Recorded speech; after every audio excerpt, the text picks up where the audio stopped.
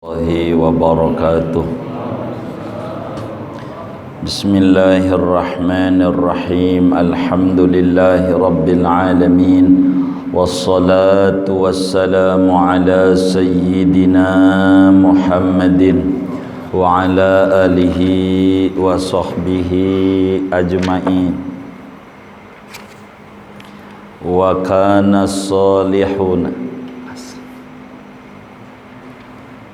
wa kana salihuna rahimahumullahu ta'ala yafrahuna bil maradi wasyiddati li ajli anna fihi kaffaratan lidzunub. Dan adalah orang-orang soleh zaman dahulu, rahimahumullah, moga-moga merahmati akan mereka oleh Allah Ta'ala, yafrahuna bil maradi, yaitu gembira, senang dengan sakit, wasyiddati, dan kesulitan, li ajli anna fihi kafaratan lidzunub, karena lantaran bahwa ada di dalam sakit itu kafaratan, penghapusan, lidzunubi, bagi segala dosa. Wa dzukira an Abi Darda, dan diterangkan daripada sahabat Nabi Abu Darda radhiyallahu annahu qala, bahwasanya Abu Darda yaitu berkata, annasu yakrahunal faqra, adapun manusia itu yakrahuna, yaitu tidak menyukai oleh mereka akan kefakiran. Wa ana uhibbuh, dan adapun aku yaitu menyukainya. Wa yakrahunal mauta, dan mereka tidak menyukai akan kematian. Wa ana uhibbuhu, dan adapun aku yaitu menyukai akan kematian. Wa yakrahunas saqama, dan mereka tidak menyukai akan sakit. Wa ana uhibbus saqama, dan adapun aku yaitu menyukai oleh aku akan sakit, takfiran li khotoyaya, karena menghapuskan bagi dosa-dosaku. Wa uhibbul faqra tawaddu'an di rabbi, dan menyukai oleh aku akan kefakiran karena merendahkan diri kepada Tuhanku. Wa uhibbul mauta, dan menyukai oleh aku akan kematian, ishtiyaqan ila rabbi, karena rindu kepada Tuhanku. Wallahu a'lamu bis-shawabi. Segini, saudara-saudara sekalian jamaah Nurul Anwar yang mulia, malam hari ini masih kita dan beberapa pertemuan mendatang masih berbicara pentingnya sabar dalam menghadapi cobaan dan kesulitan hidup. Malam hari ini akan dijelaskan tentang bagaimana sebagai kita orang belakang harus mencontoh kaum salaf, gitu.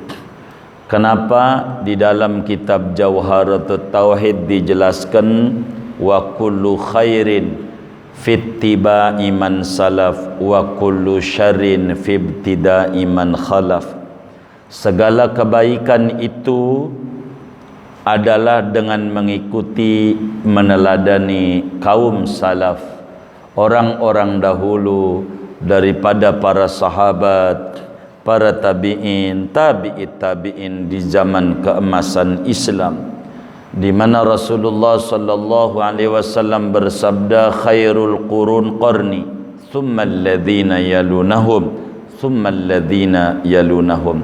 Sebaik-baiknya abad untuk dijadikan teladan keagamaan adalah abadku, kemudian abad sesudahnya, kemudian juga abad sesudahnya. Dari abad 1 sampai abad 3 inilah disebut kaum salaf yang perlu kita ambil teladan. Mana di antaranya menghadapi musibah dan cobaan hidup. Di sini dijelaskan wa kana sholihuna rahimahumullahu ta'ala yafrahuna bil maradi wasyiddati li ajli anna fihi kafaratan lidzunubi. Sebelum menerangkan ini, dalam hadis riwayat Imam Ibnu Majah di dalam sunannya, sampai-sampai Al-Albani rahimahullah mengatakan sahih pada hadis itu, kata Rasulullah sallallahu alaihi wasallam, wa in kana ahaduhum la yafrahuna bil maradi kama yafrahuna bis sihhati. Sungguh ada seorang mereka itu bangga, terima kasih sama Allah kalau dikasih sakit, sebagaimana mereka berterima kasih kepada Allah ketika dikasih sehat. Ini mau berbicara ke sana ngaji kita malam ini. Kata Syekh Abu Lais As-Samarqandi, wa kana sholihuna adalah orang-orang soleh tempo dulu. Orang soleh itu manhumus salihun.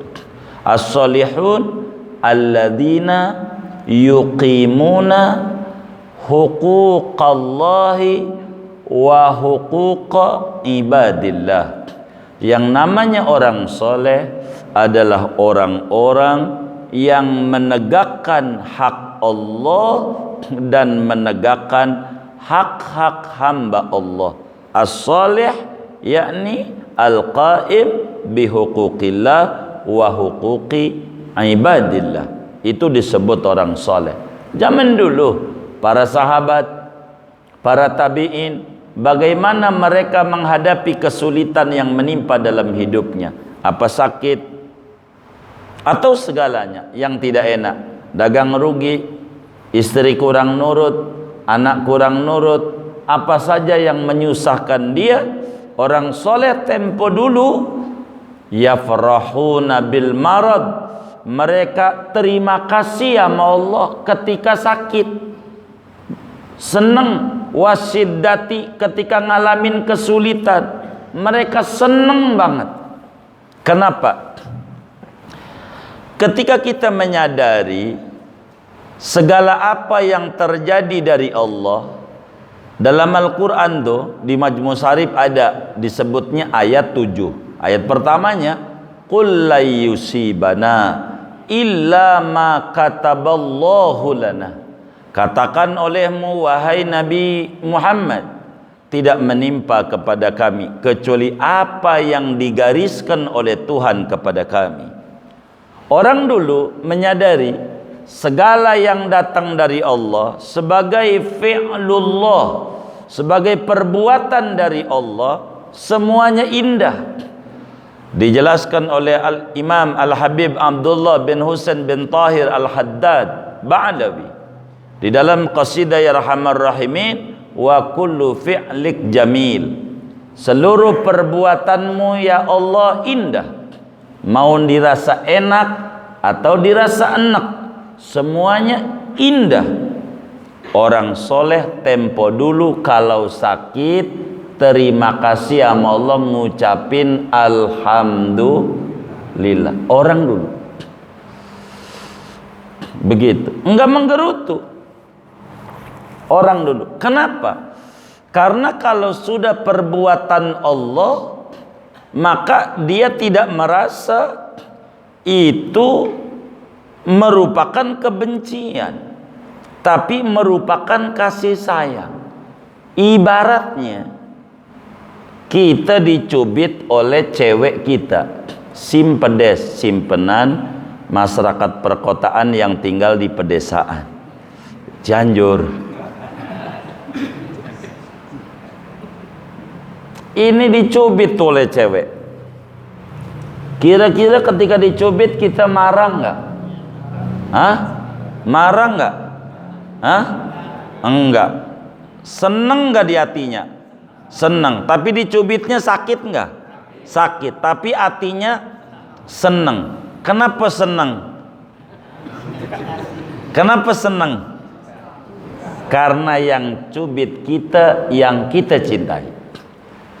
Begitulah orang soleh tempo dulu kalau ngalamin kesulitan sakit. Ini yang nyubit, yang dicintai kita, Allah Jalla wa'ala. Maka mereka itu nggak pernah menggerutu kepada Allah. Ketika sakit, mereka terima kasih sama Allah, girang, karena memahami yang memberi cobaan ini adalah Allah. Kalau bahasa Ibnu Athaillah nih dalam hikamnya beliau menyatakan, innama yu'limukal man'u li adam, kata beliau, liyukhaffif alamal bala'i minka ilmuka bi annahu subhanahu wa ta'ala huwal mubli. Keyakinan Anda yang memberikan cobaan adalah Tuhan yang Anda sembah, yang Anda bilang sifatnya wujud, qidam, baqo dan seterusnya.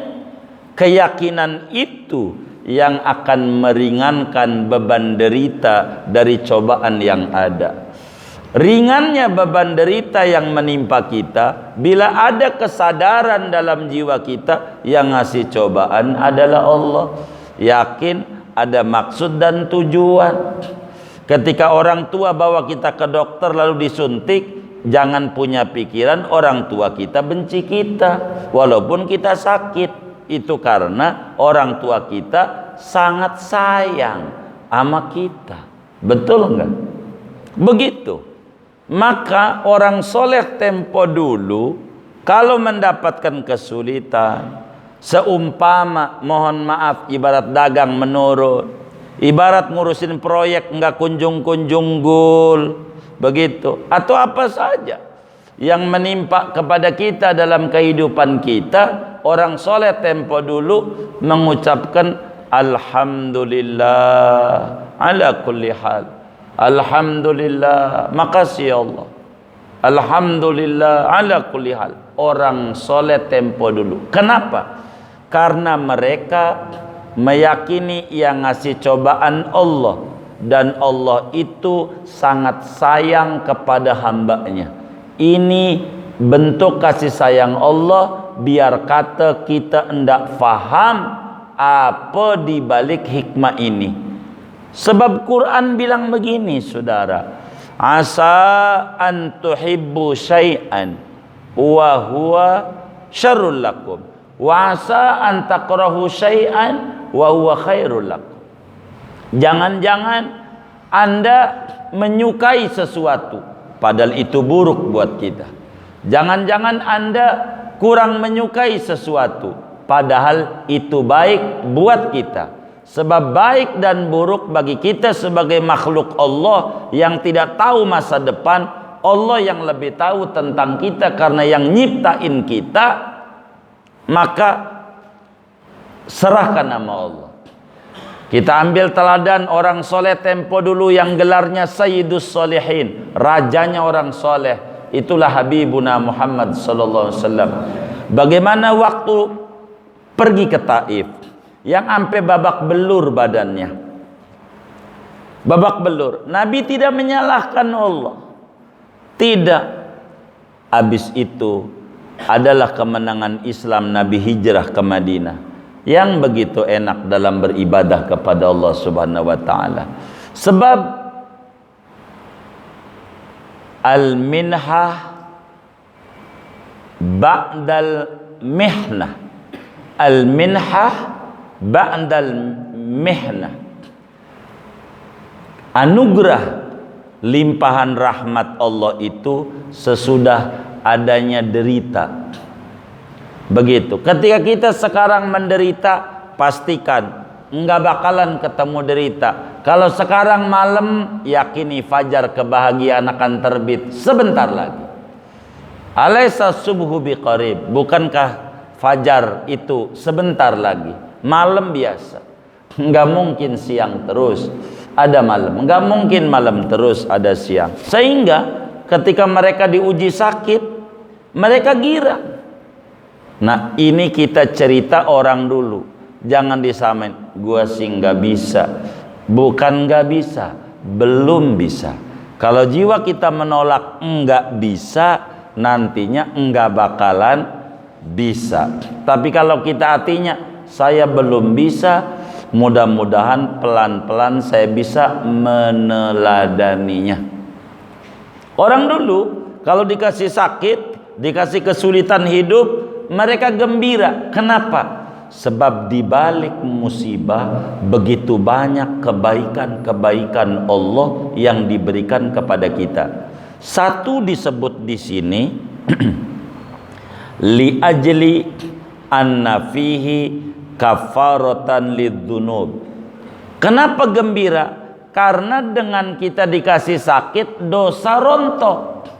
Dosa rontok. Ketika kita dosa besar, beristighfar tidak mau, dosa kita udah membukit, udah menggunung, tapi kurang mau beristighfar, kurang mau kita malam bangun nangis atas kesalahan kita. Cara Allah untuk mengampuni dosa kita, dikasihlah cobaan, dikasihlah sakit.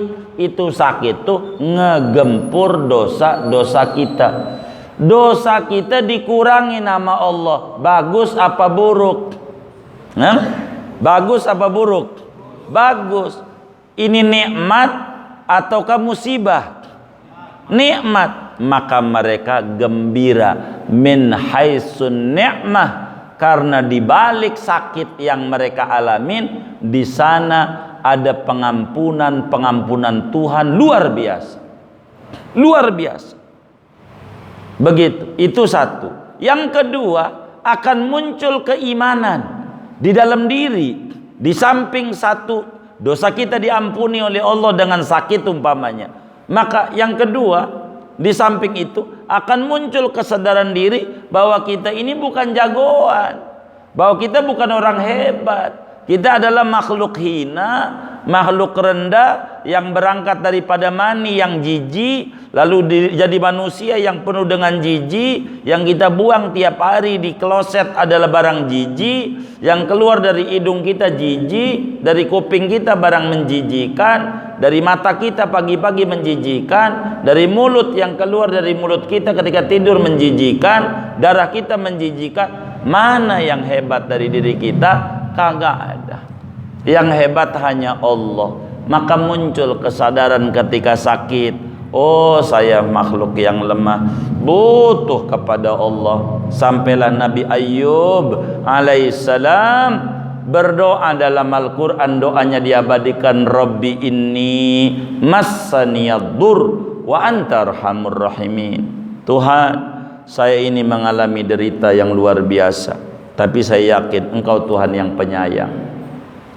Saya yakin Engkau Tuhan penyayang. Muji-muji Allah. Ya Arhamar Rahimin, Ya Arhamar Rahimin, Ya Arhamar Rahimin. Muji-muji Allah. Ya Arhamar Rahimin, Ya Arhamar Rahimin. Itulah Nabi Ayyub dengan sakit yang parah. Apa jawaban di bawahnya? Fastajabna lahu wa najainahu. Allah ijabah, Allah hilangkan penyakit, sehat lagi. Jangan kita melemah kalau kita sakit. Itu baru dituduh doang. Positif. Bertuduh positif. Mati gua. Iya, mati beneran. Jadi baru juga dituduh, belum tentu pasti. Begitu. Jadi kita orang nih, kalau mendapatkan sakit, mendapatkan ujian, ini kita harus ucapkan alhamdulillah ala kulli hal, bentuk gembira. Kenapa? Dosa diampuni, muncul ma'rifat kepada Allah bahwa kita hamba yang lemah dan Allah Tuhan yang kuasa bisa ngasih sakit kita. Yang ketiga, ganjaran kita jadi besar. Begitu. Yang keempat, kita bakal ketahuan apa kita emas, apa kita tembaga, timah. Kalau emas dibakar meleleh enggak? Tidak. Kalau timah meleleh. Oh, berarti kita ini kelasnya mau diuji. Emas apa kerupuk? Kerupuk tuh kena angan dikit melempem. kempes. Nah itu bakal diuji. Maka mereka itu muncul akhlak baik, sabar, adamud dajar di hatinya. Ini kebaikan-kebaikan dari Allah yang Allah sampaikan dalam Al-Quran. Innama yuwaffas sabiruna ajarahum bighairi hisab. Sesungguhnya diberikan, disempurnakan balasan orang-orang yang sabar tuh di luar nalar sangka-sangkaan hambanya. Itu begitu. Maka kalau ada cobaan, mau dikasih apa ini sama Allah sampai saya begini, begitulah kita hidup. Itu begitu. Pokoknya ketika kita menderita, jangan larut dalam kesedihan, tapi kita harus bangkit mencari solusi. Nyarinya di mana? Lah kalau gembok itu di toko A, jangan nyari kuncinya di toko B. Bener nggak? Kalau di toko A nyari kunci di toko B, nemu nggak? Toko C nemu nggak? Kalau pengen ketemu di mana? Toko A lagi. Kalau kita sadar ujian ini dari Allah, musibah yang menimpa dari Allah, maka nyari solusinya kepada Allah. Minta jawaban sama Allah. Jangan tidak mengadu sama Allah. Ngadu, Nabi aja ngadu sama Allah. Waktu di Taif, saya terjemah pakai bahasa Indonesia. Ini doa ditulis oleh Imam Ibnu Hisham, satu kitab sejarah Nabi yang terotentik sebagai meringkas daripada Sirah Ibni Ishaq berubah menjadi Sirah Ibnu Hisham. Ini paling terkenal dalam kitab sejarah-sejarah Rasulullah. Itu Nabi di Taif doa begini, babak belur badan, luar biasa. Ya Allah, kata Nabi nih, saya terjemah bahasa Indonesia, itu aslinya dilihat di kitab itu, biar enggak mengulang terjemah saya enggak dua kali. Ya Allah, hanya kepadamu aku mengadu, tidak kepada selainmu. Engkau saja saya mengadu, hanya kepadamu ya Rabb. Mengadu tentang lemahnya kemampuanku sebagai hamba. Saya lemah, sedikitnya siasat dakwahku, dan saya terhina di mata orang. Ya Allah, wahai Tuhan yang Maha Penyayang, wahai Tuhan yang menolong orang-orang yang tertindas, wahai Tuhan yang menolongku.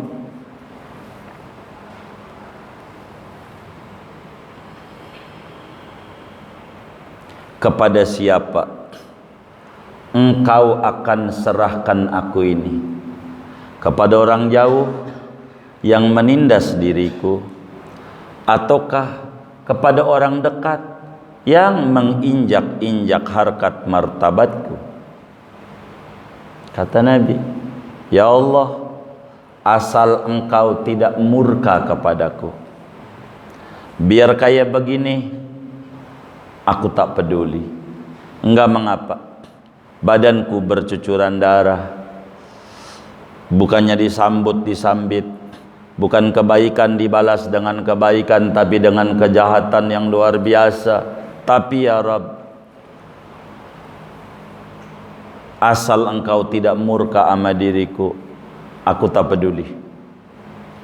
Meski begitu, keselamatan, perlindungan, kesejahteraan darimu amat sangat aku harapkan. Ya Allah, demi zat yang segala kegelapan bersinar karenanya, segala urusan dunia dan urusan akhirat menjadi beres dengannya. Ya Allah, jangan sampai murka-Mu menimpa kepadaku, jangan sampai azab-Mu jatuh pada diriku. Aku akan terus mengadu kepadamu sampai kau redha, senang kepadaku. Enggak apa-apa begini, yang penting kau senang, enggak jadi masalah. Memang saya hamba, tiada daya dan upaya kecuali dengan pertolongan-Mu ya Rabb. Nggak ada sedikit pun. Ya Allah, mampuskan orang Taif. Nggak ada. Nggak ada.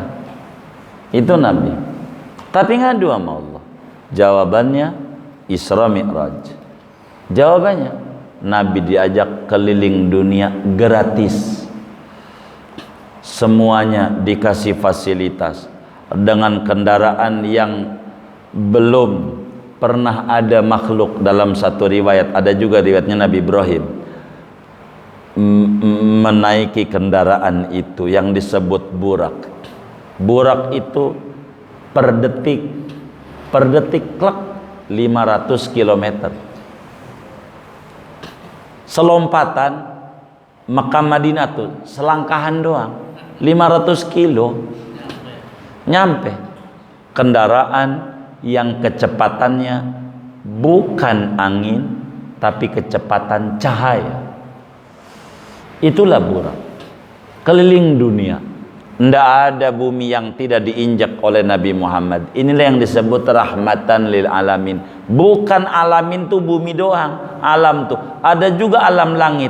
Nabi ke atas juga keliling. Nggak ada jagat raya yang tidak dikelilingi oleh Nabi Muhammad. Itu dari mana? Dari sabarnya. Boleh tanya tuh sama para qori-qori.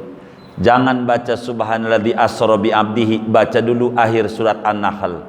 Bagaimana itu kesabarannya? Sebab nyambung. Imam Mawardi ngarang kitab Nadmud Durar fi tanasubil ayi waswar. Bagaimana korelasi antara akhir ayat dengan akhir surat dengan akhir surat. Ada apa itu muncul subhana? Itu ada itu. Al-minhah ba'dal mihnah. Keberlimpahan kebahagiaan itu sesudah ada derita.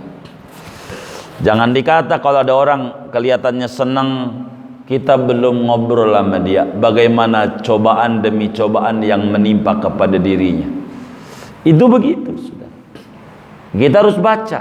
Maka inilah daripada Imam Abilas sama Sakhadi menceritakan orang dulu kalau mendapatkan kesulitan, alhamdulillah ala kulli hal. Kenapa? Karena begitu banyak kurnia-kurnia yang diberikan oleh Allah kepada kita. Nabi di dalam hadis riwayat Imam Bukhari Muslim berbicara ini, Nabi menyatakan mayusibul mu'min bimusibatin au hammin au ghammin hatta syaukati allati yushakuha, tidaklah daripada musibah yang menimpa kepada seorang hamba yang mukmin, kesusahan, kesedihan yang menimpa dalam kehidupan kita, gangguan sampai duri yang nusuk kita punya kaki, begitu duri kesandung batu, illa kaffarallahu khotoyahu, melainkan Allah hapus dosa-dosanya rontok kayak daun yang kering terterpa angin. Itu kayak begitu. Contoh gelas. Gelas ini orang kata ini gelas cantik, modelnya begini, cakep. Jangan kata begitu, kata gelas. Lu kagak tahu gua dibakar dulu nih, sakit untuk menjadi begini. Kata gelas. Dibentuk kayak begini nih, dibakar. Nggak dibakar nggak bisa. Begitu. Semuanya ada proses. Maka cintailah proses, jangan berharap sukses. Cintai proses. Maka sakit, derita adalah proses pendewasaan perjalanan spiritual kita menuju kepada Allah Subhanahu wa ta'ala. Itu begitu. Kemudian lanjutannya, wa dzukira an Abi Darda, ada riwayat hadis daripada sahabat Nabi hebat, sahabat Nabi pedagang sukses, ahli fikih, termasuk ahli Quran. Tidak ada orang yang diantara pakar Quran Madinah, diantaranya adalah Abu Darda. Darda tuh nama anaknya perempuan.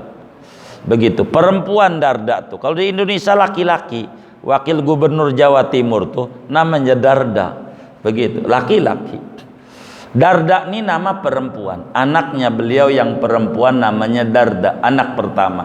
Maka disebut Abu Darda, papanya Darda. Begitu, Darda itu nama perempuan, anaknya beliau. Abu Darda ini nama aslinya adalah Uwaimir. Nama aslinya, orang kita sebut nama KTP-nya Uwaimir bin Zaid, orang daripada Ansor dari suku Khazraj, bukan Aus. Karena Madinah ada dua suku besar, ada suku Aus, suku Khazraj. Dan Abu Darda yang nama aslinya Uwaimir bin Zaid Al-Khazraji Al-Ansari. Beliau adalah paling terakhirnya sahabat yang masuk Islam dari kalangan warga Madinah. Kala itu Abu Darda kala itu udah menikah sih, udah menikah. Kalau ngomong bapaknya ya tentu Zaid, ibunya Abu Darda namanya Muhibbah. Muhibbah kawin sama Zaid, punya anak Uwaimir. Uwaimir tumbuh gede, punya bini namanya Khairah. Khairah punya anak perempuan namanya Darda, maka lakinya disebut Abu Darda. Itu begitu. Abu Darda sahabat Nabi, pedagang sukses, zuhud, ahli ibadah, luar biasa. Masuk Islam, kala itu kawannya beliau namanya Abdullah bin Rawaha. Sudah masuk Islam duluan. Lalu kemudian masuk ke rumah Abu Darda, patung yang ada di rumahnya diacak-acak, diobrak-abrik. Ini patung kayak Nabi Ibrahim alaihi salam ngobrak-ngabrik patung itu kan di gereja. Begitu. Kalau ini di rumah ada patung, tempat sesembahannya Abu Darda. Kemudian langsung dipotong lehernya itu patung, diacak-acak. Habis ngacak-acak, Abu Darda lagi dagang di tokonya. Dia pulang, patung acak-acakan. Dibilangin nama bininya, itu yang acak-acak Abdullah bin Rawaha. Abu Darda kala itu melihat patung acak-acakan nangis. Diberesin serpihan patung yang hancur. Tuhan, ngapa engkau enggak lawan? Kata dia, ngapa engkau enggak bisa mempertahankan diri? Begitu, kau kan yang kusembah, ngapa kau hancur begini? Kalau kau hebat kusembah, ngapa enggak bisa ngelawan? Ditangkis ke? Kata dia, ngomong aja ini. Siapa ini Tuhan saya kok bisa kalah sama dia ini? Hebat juga dia ini. Lagi ngelamun begitu, bininya bilang, "Oh no, kawanmu dulu." Orang Betawi kan dulu ya. Abdullah bin Rawaha. Dia pergi. Abdullah bin Rawaha. Baik. Dia sambil di jalan gerutu, Tuhan apaan yang saya sembah begini nggak bisa nolong dirinya, bagaimana nolongin saya? Datanglah sama Rasulullah sallallahu alaihi wasallam, ini Abu Darda. Lalu kata Abdullah bin Rawaha, "Ya Rasulullah, tahu enggak ya Rasul, tuh Abu Darda lagi nyari-nyari saya tuh. Karena saya waktu ngacak-acak patungnya ketahuan bininya, pasti dibilangin sama bininya tuh. Dia lagi mau nyari-nyari saya tuh Nabi." Kata Nabi, "Tenang Abdullah, tenang. Enggak, Abu Darda kemari mau masuk Islam. La bal yaji'u ilaina liyuslima." Nabi, dia datang mau masuk Islam. Saya tahu. Maka Abu Darda di hadapan Rasulullah SAW mengucapkan asyhadu an la ilaha illallah wa asyhadu annaka Rasulullah. Begitu sama Nabi. Masuk Islam. Sudah masuk Islam, Abu Darda kemudian karena memang dia pengusaha sukses, duitnya banyak, dia mau dagang juga, mau ngaji juga sama Nabi. Kata Abu Darda, enggak bisa dagang juga ngaji juga tuh, kudu dipisah. Dagang siapa yang ngurusin dah. Yang penting saya ngaji aja sama Nabi. Maka Abu Darda ini termasuk sahabat yang khatam ngaji Quran sampai apal dari mulut langsung Rasulullah sallallahu alaihi wasallam. Boleh dilihat pada sanad-sanad Quran. Tanya yang punya sanad. Mesti ada jalur ke Abu Darda karena yang alim Quran 4 dari Madinah. Salah satunya Abu Darda. Sampai ngajar di Damaskus. Abu Darda ngajar di Damaskus, itu sekali ngajar muridnya 10.000 ngaji Quran dengan sambil jalan-jalan.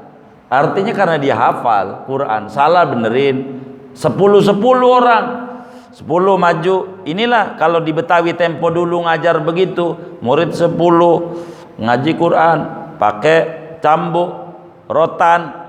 Kalau nggak ada rotan pakai lekar, lemparin di mukanya. Begitu. Orang dulu begitu, guru galak-galak. Guru-guru, tapi muridnya bener-bener galak-galak. Kata dia, gua lempar setan, bukan lu. Iya juga ya, saya kagak boleh marah. Begitu. Kalau sekarang dilaporin sama KPAI, ini guru ini ke komite sekolah ini. Ini udah guru nggak bener ini. Begitu. Kalau sekarang gitu, nggak bisa kita. Guru begitu.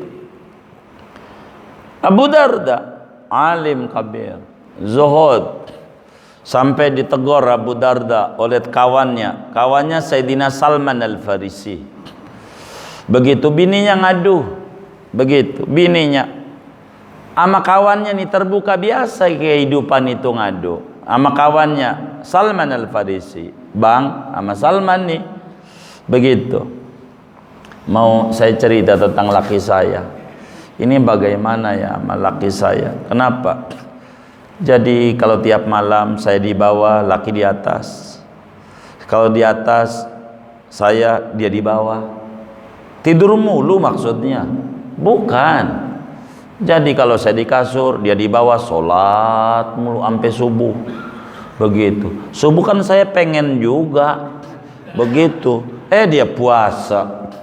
Puasa, siang puasa, malam tahajud, sholat mulu. Saya kagak dicolek-colek. Nah begitu, kecolek lah rumput. Begitu, kagak digarap-garap lah, bisa jadi alang-alang. Begitu. Tuh begitu. Ditegur. Apa sama Salman Al-Farisi? Abu Darda makan. Aduh sorry gua puasa. Demi Allah, saya pengen makan amente. Gara-gara demi Allah, buka juga. Begitu, buka juga. Begitu. Lagi sholat di masjid. Begitu, sholat. Ayo. Demi Allah, saya pengen ngobrol mente di rumah. Pulang demi Allah mulu. Kawannya. Lama-lama nasihat, enggak begini-begini amat. Waktunya ngaji. Pulang ngaji, ya bini udah nggak pakai baju, udah ada ngaji itu. Jadi jangan ngaji mulu bini nggak di. Iya tengok-tengok gitu, begitu repot. Akhirnya Abu Darda stabil di dalam ibadahnya dia. Jadi waktunya puasa-puasa, waktunya tahajud-tahajud, waktunya dengan bini-bini, waktunya bisnis-bisnis, luar biasa. Sampailah Abu Darda menjadi gelar Hakimul Ummah, seorang gubernur yang paling bijak. Luar biasa cerdasnya gubernur ini, namanya Abu Darda di Damaskus. Adapun makamnya saudara, makamnya Abu Darda ini banyak riwayat. Yang paling kuat di Damaskus, di Mesir ada, di Alexandria ada riwayat di Mesir, tapi riwayat yang paling kuat makamnya, karena Sam itu kan dulu sepenanjung luar biasa panjangnya. Sampai Turki itu begitu panjang sekali. Begitu dari mulai Yordan, Syria terus aja sampai ujung Palestina. Itu Syam sebutan zaman dulu. Itu Abu Darda. Sampailah beliau meninggal dunia pada tahun 32 Hijriah, di mana masa kerajaan Utsman bin Affan 2 tahun sebelum Sayyidina Utsman meninggal dunia. dibunuh, itu Abu Darda udah wafat duluan sebagai gubernur terbaiknya gubernur di Syam, Abu Darda. Dan begitu banyak murid-murid Qur'annya, sampai Sayyidina Anas bin Malik waktu wafat daripada Abu Darda, tidak ada sahabat Nabi yang hafal Quran, itqon, tajwidnya bagus sesuai apa yang dibimbing Nabi selain daripada 4 orang, salah satunya adalah Abu Darda radhiyallahu ta'ala an. Di antara kalam-kalam Abu Darda tuh utlubul ilma. Kata Abu Darda, utlubul ilma, ayo pada ngaji, jangan nggak ngaji, tuntutlah olehmu akan ilmu. Fa illam tastati'u fa ahibbu ahla. Kalau anda nggak bisa juga ngaji, nggak bisa, nggak ngerti boro, Arab gundul, Arab gondrong, masih susah begitu. Kalau ente kagak bisa ngaji juga, wis demen aja hadir di pengajian, jiping ngaji, nguping, jiping aja. Jiping juga saya ini telinganya rada kurang, udah jider, ngaji nyender, jidur nggak apa-apa, jidur, ngaji aja, biar ente kagak ngerti, ngaji aja. Biar ente nggak dapat ngaji nih, ngaji orang paham, udah ngaji aja. Begitu, ngaji aja. Kalau ditanya orang, lu gue liatin ngaji udah 7 tahun, coba gue tes nih, ngaji nih, tampil gofilin yang saya denger, begitu. Coba gue tes, jawab yang bagus, jawabnya yang bagus. Mohon maaf, tidak ada kacamata. Kalau pakai kacamata saya bisa. Kalau pakai kacamata saya bisa.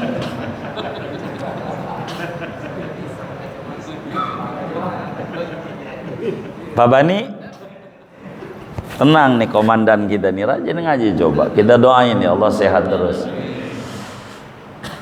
Maka kemudian temennya sampai pergi ke optik Melawai, kasih kacamata, nih pakai, baca, kan udah bilang kalau pakai kacamata saya bisa, adapun baca kitab mah iya kagak bisa. Kalau pakai kacamata ya bisa, timbang pakai doang, ya kan.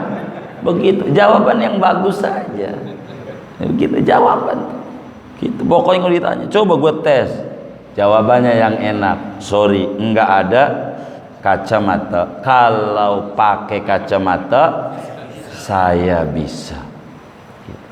Dan diterangin sama dia, biarin aja, luar biasa juga saya gitu loh.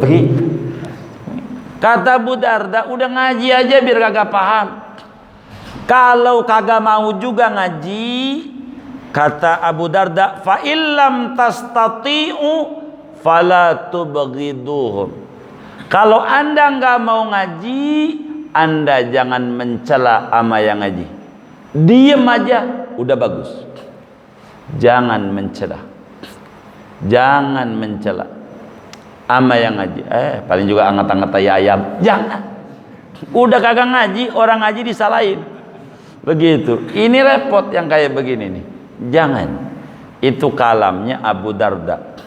Abu Darda karena di ujung ketemu Rasulullah SAW, tidak banyak hadis yang Abu Darda sampaikan kepada umat daripada baginda kita Nabi besar Muhammad sallallahu alaihi wasallam, hanya 179 hadis, dikit yang disampaikan kepada umat, beredar dalam berbagai kitab. Imam Hakim dalam kitab Mustadraknya menerangkan manaqib atau autobiografi daripada Abu Darda radhiyallahu ta'ala an. Di sini dijelaskan kalam Abu Darda.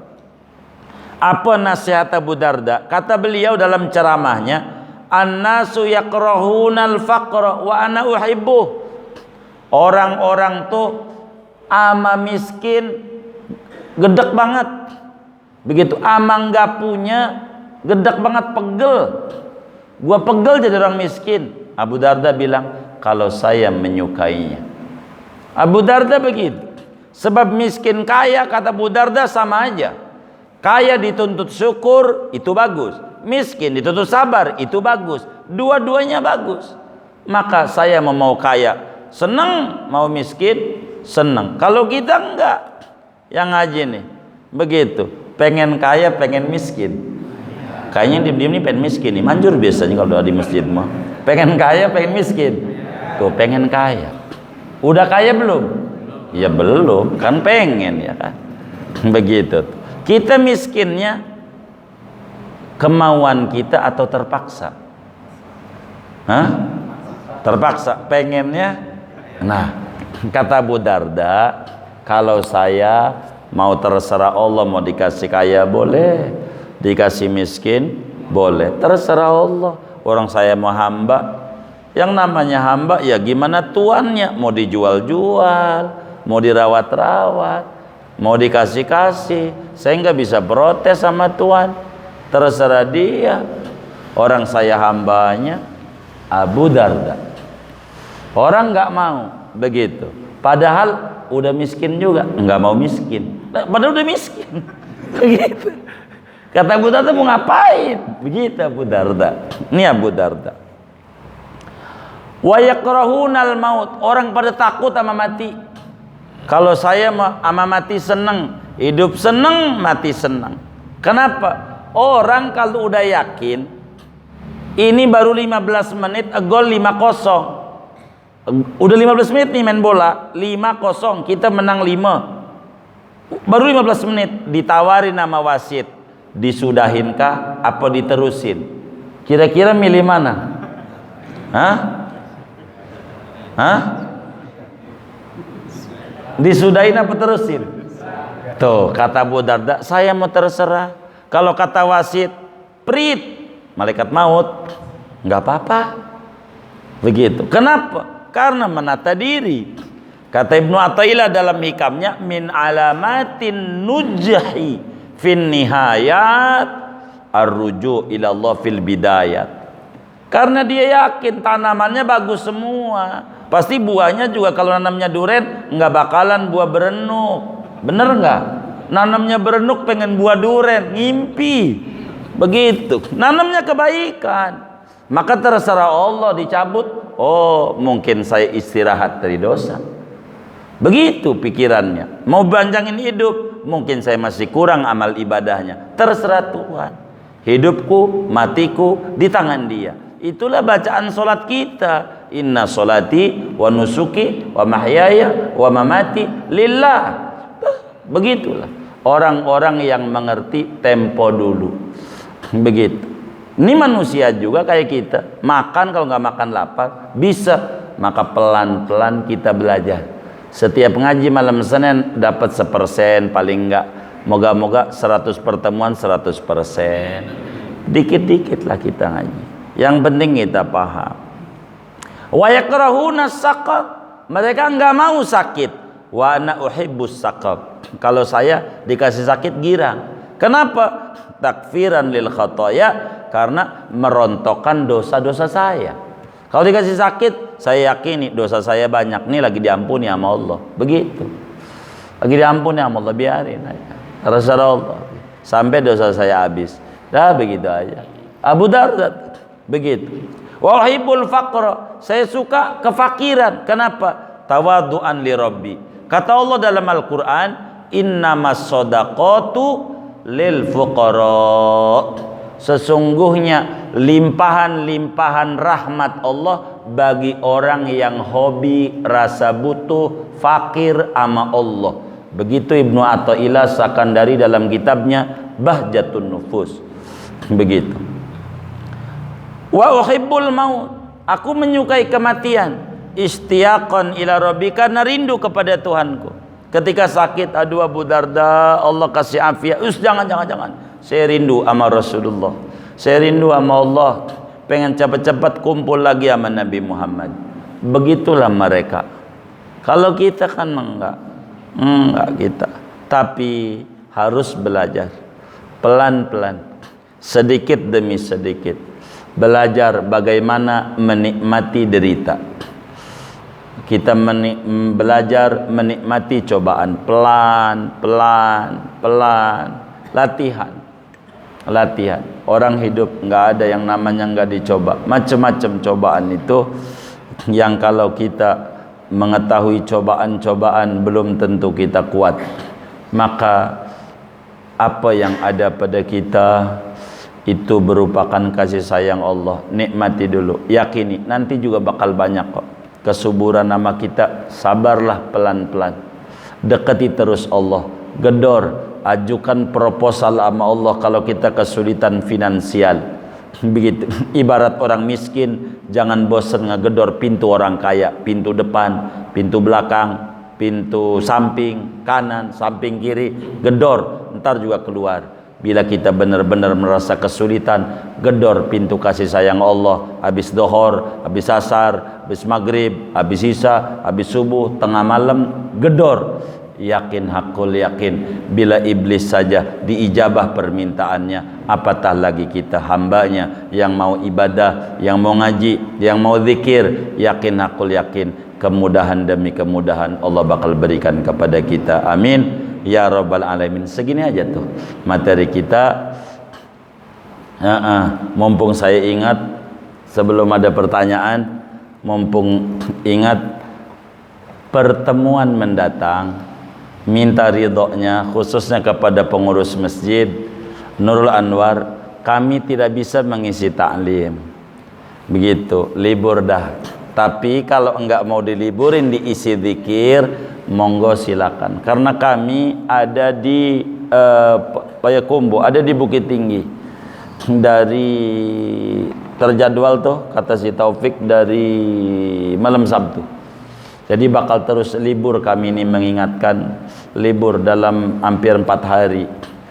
Jadi 2 minggu akan datang. Karena libur kita punya majelis, karena dari Jumat begitu. Jumat sore malam Sabtu. Katanya begitu. Jadi redoin kami 2 minggu akan datang ngaji, kami libur. Atau terserah pengurus, Ustaz Jali, abang kita, Bang Fahmi, terserah apa diisi zikir, apa diliburin, terserah, atau diisi nasihat daripada guru-guru kita yang lain, silahkan. Kami setuju saja supaya ngaji nggak libur, tapi kami nampaknya terjadwal, kami ada di Bukit Tinggi, di malam Senin itu, begitu jadwalnya. Katanya kami ada di Ulakan, sebetulnya di Ulakan, begitu di malam itu. Jadi libur saja atau tidak, gimana pengurus masjid saja, libur aja. Libur saja. Baik, sebelumnya kita baca Fatihah. Ini ada hasil